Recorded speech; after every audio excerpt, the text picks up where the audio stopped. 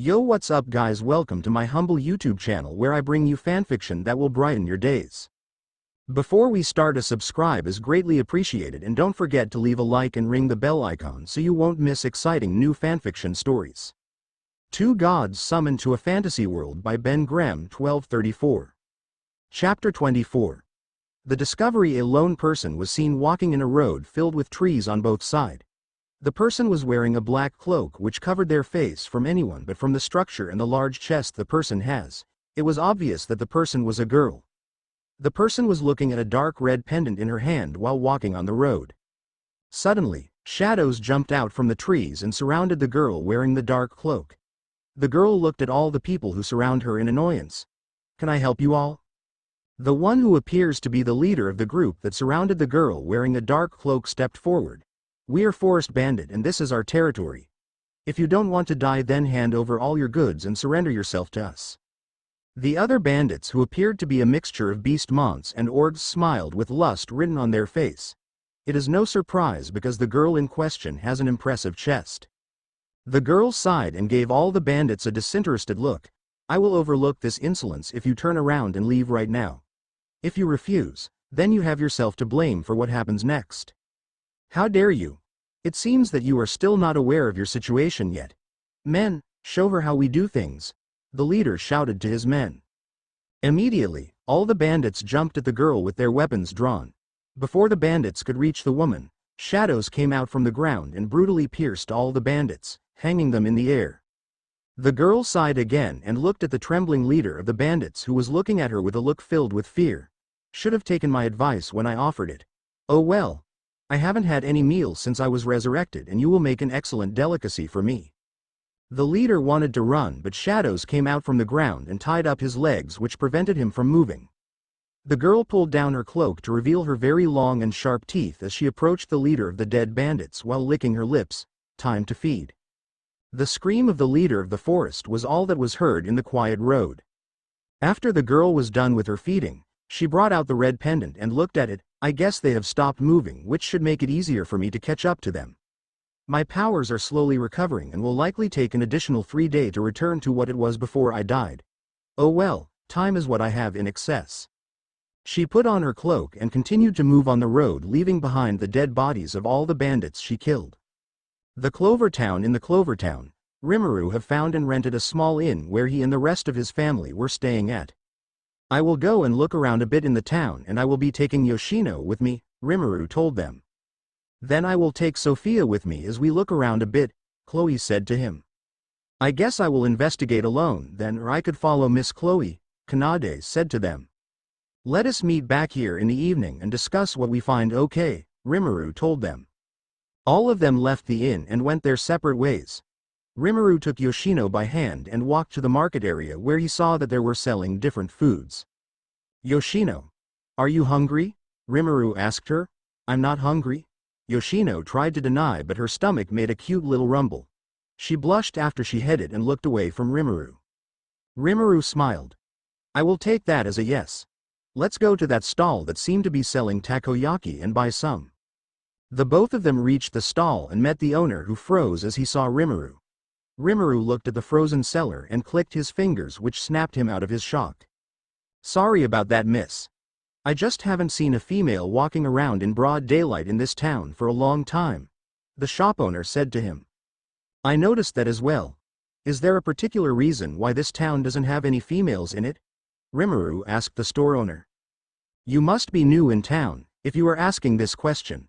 Well, is not my place to say, since it is against the rules, but I would advise you to leave this town immediately if you know what's good for you and your daughter," the store owner whispered to him. "I will take your advice to heart, but for now we would like to order some of your takoyakis," Rimuru told him. Of course, after ordering his takoyakis and paying for it, Rimuru and Yoshino left the stand and walked up to a bench and sat down to eat their takoyakis. Yoshino was eating hers with a smile on her, and Rimuru was simply watching her with a smile. Suddenly, 6 male beast men jumped down from the sky and surrounded Rimuru and Yoshino. Yoshino looked at them and was about to stand, but Rimuru touched her and calmed her down before facing the beast monks. "Is there any problem?" One of the beast men walked up and stood in front of Rimuru. "The mayor of this town would like to see you." We would appreciate it if you and your daughter could come with us quietly. Seems like the leader of this town is making his move. Too bad for him that he chose me of all people to abduct. In the meantime, I will play along. Should be fun." Rimuru gave the beast Mons a scared look. "I'm sorry sir, but did we do something wrong? Your questions are unnecessary.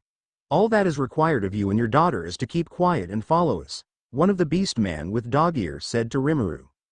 Rimuru nodded and took the hand of Yoshino, who was still glaring at the beast Mons, before he followed them.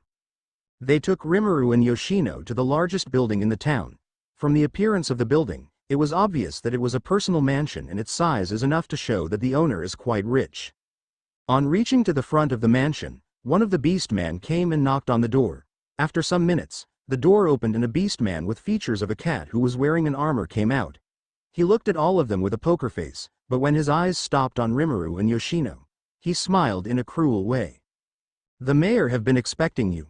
Please come right in." He motioned for Rimuru, Yoshino and the 6 beastmen to enter.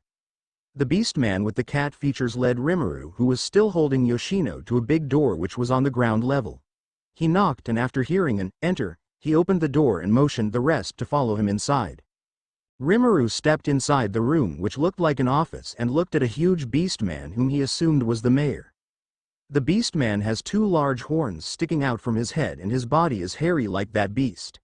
He was buffed and he was wearing a casual clothes. The mayor looked up and saw Rimuru's appearance. Rimuru and Chloe before entering the town had switched their clothes to that of commoner. Rimuru was mistaken for a woman because he was wearing a large dress, all because Sophia and Chloe insisted that he would look good in a dress and he couldn't say no to them. The mayor licked his lips as he approached Rimuru while Yoshino glared at him, but he paid her no mind. "I had you were beautiful for my men, but my word, you are gorgeous. I will like to personally welcome you to my town if you know what I mean." "Hey boss, no fair. We want in on the action too," one of the beastmen in the room said. The mayor glared at them and sighed. "I heard that she came to this town with 2 other girls. You guys can have them, but don't forget to bring them to the cell after you are done." All the beast monks in the room smiled and left, leaving only Rimuru, Yoshino and the mayor in the room. The mayor turned his attention back to Rimuru and continued to lick his lip in a licious way. "Don't be shy and take off your clothes. I promise to be gentle with you and to make it even more fun for you. We can also have your daughter watch as I fuck you. Even I wanted to punch this guy when I was writing this." Rimuru gave the mayor a disgusted look before he sighed. "I was hoping that this would be a fun new adventure, but I guess I was wrong."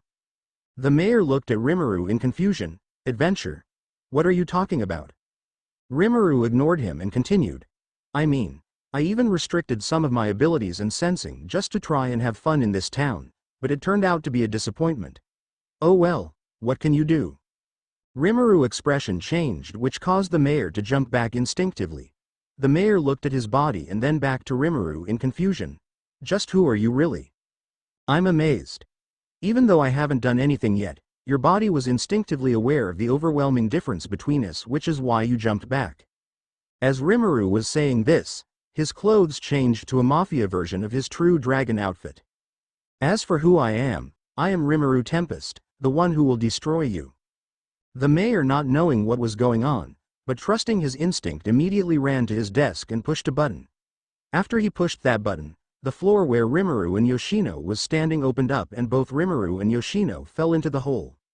The floor closed after both Rimuru and Yoshino fell into it, which caused the mayor to sigh in relief. "I don't know who she was, but I'm glad she fell inside the trap. I will leave them in the hands of my beloved pet while I sit here and enjoy the show," the mayor said with a smirk. Rimuru landed on the floor and looked around. Yoshino floated down next to him and looked around as well. "Where are we, Papa?" Yoshino asked Rimuru while looking around. "Looks like a large underground dungeon. I will light up the room since it's dark." Rimuru clicked his fingers and a ball of light appeared in the air and floated up before it shined across the entire dungeon. After the dungeon has been lit, Rimuru looked around the room he was in and saw that he and Yoshino were in the middle of what appeared to be a dungeon arena. He turned his attention to a stone cave when the ground began to shake. He looked on in interest and saw a giant wolf-like animal that was covered in flames with 3 heads coming out from the only entrance in the dungeon. The beast roared as it came closer to where Rimuru and Yoshino were standing. Yoshino looked at the giant three-headed wolf in shock. "Papa, what do we do?" Rimuru thought for a moment before he nodded his head and turned to Yoshino. "I guess this could be your first real combat training, Yoshino." Yoshino looked at Rimuru like he has grown another head. "I can't fight this thing, Papa. It will kill me for sure." "Sure you can, Yoshino. Trust me, this puppy will not be laying a single of his paws on you. I know it may be frightening for you, but trust me when I say that you are way stronger than this animal. You have to remember what I told you about your magic and how it works. Your magic is the magic of the heart, and as long as your heart stays strong, you can defeat any enemy. You are 7 years now, and in a few months' time you will turn 8.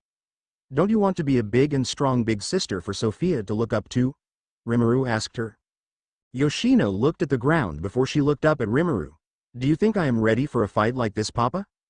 "Of course you are, sweetheart, and don't worry because despite how big this puppy may look, he is actually very weak," Rimuru told her. Yoshino nodded before she stepped up to face the three-headed wolf. During their talk, the three-headed wolf was just standing there and glaring at Rimuru without moving. The reason was because all the instinct in his body told him that if he should take a single step more, it will die in a brutal way. This is an instinct that animals of his caliber have developed during their long life in the wild. Yoshino looked at the three-headed wolf before she materialized 2 white daggers and held it on both of her hands. "Come at me, ugly." The three-headed wolf looked at Yoshino and roared before rushing at her. Rimuru watched the confrontation with a normal look. "I wasn't kidding when I said that that puppy was weak. He is as strong as a B-rank monster, while Yoshino could fight and defeat some A and S-rank monsters if she had a little more confidence in herself. Her powers is something else though. I didn't expect for her to have that kind of ability. She will definitely be the strongest being this world has ever seen in the coming future with a power like that." And with that, the fight between Yoshino and the three-headed wolf is about to begin.